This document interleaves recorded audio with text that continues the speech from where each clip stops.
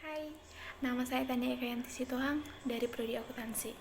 Nah, di sini saya akan membahas tentang mendeskripsikan esensi dan urgensi ketahanan nasional dan bela negara. Apa itu ketahanan nasional? Mengapa ketahanan nasional harus ada?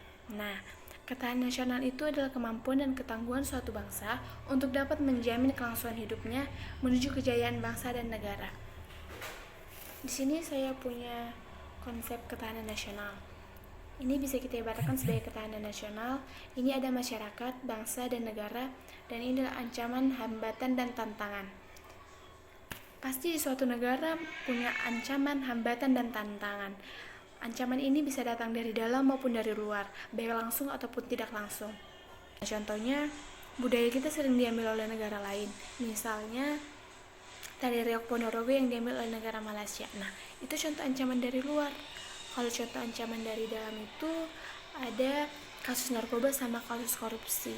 Nah, itu contoh ancaman dari dalam. Semua ancaman ini akan berdampak kepada masyarakat, bangsa, dan negara. Maka dari itulah gunanya ketahanan nasional ini. Kita sangat perlu ketahanan nasional yang kokoh, karena ketahanan nasional ini adalah sebagai benteng pertahanan negara di dalam menghadapi dan memecahkan berbagai ancaman yang dihadapi. Nah, selanjutnya kita akan bahas tentang konsep dasar ketahanan nasional. Nah, konsep dasar ketahanan nasional itu adalah Astragatra. Apalagi Astragatra itu? Nah, Astragatra itu adalah gabungan dari Trigatra dan Pancagatra. Kita bahas satu-satu dulu ya. Trigatra itu adalah aspek alamiah yang terdiri dari penduduk, sumber daya alam, dan wilayah. Sedangkan Pancagatra itu adalah gatra ideologi, gatra politik, gatra ekonomi, gatra sosial budaya, dan gatra pertahanan keamanan. Lalu apa hubungannya ketahanan nasional dengan bela negara? Nah, ketahanan nasional dengan bela negara itu sangat berhubungan erat, karena bela negara itu adalah sikap dan perilaku warga negara dalam mempertahankan dan meningkatkan ketahanan nasional bangsa Indonesia.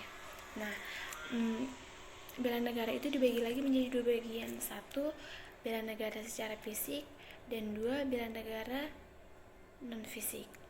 Kita bahas tentang bela negara secara fisik dulu.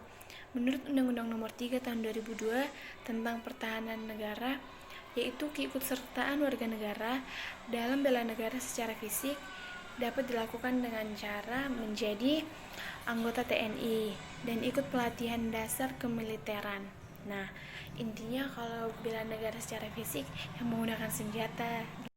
Yang kedua ada bela negara secara non fisik. Nah, maksudnya di sini adalah keikutsertaan warga negara dalam bela negara bisa diselenggarakan dengan pendidikan kewarganegaraan dan bisa juga melalui pengabdian sesuai dengan profesi. Nah, seperti yang sudah kita pelajarin, misalnya tentang kegiatan pasangan Tontowi Ahmad dan Liliana. Nah, mereka membawa nama bangsa Indonesia dan mengharumkannya atas kemenangan mereka. Nah, itu juga termasuk bela negara, tapi bela negara secara non-fisik, karena bela negara tidak selalu memanggul senjata untuk menghadapi musuh. Kita juga bisa membela negara dengan cara melalui prestasi yang kita punya, ataupun melalui profesi keahlian yang kita punya. Seperti Tontowi dan Liliana, mereka ahli dalam bulu tangkis, dan mereka membela negara dengan cara itu. Nah, kita sebagai mahasiswa juga bisa membela negara dengan cara berkarya nyata demi memajukan bangsa dan negara. Nah, kalau contoh sederhananya, hanya dengan kita menjaga kelestarian lingkungan sekitar kita saja, itu sudah termasuk dengan bela negara. Oleh karena itu, sebagai warga negara yang baik, cintailah selalu tanah airmu dan berprestasilah setinggi mungkin supaya berguna bagi bangsa dan negara. Demikian yang bisa saya sampaikan tentang mendeskripsikan esensi dan urgensi ketahanan nasional dan bela negara. Saya Tania Ekayanti Sitohang. Terima kasih atas perhatiannya.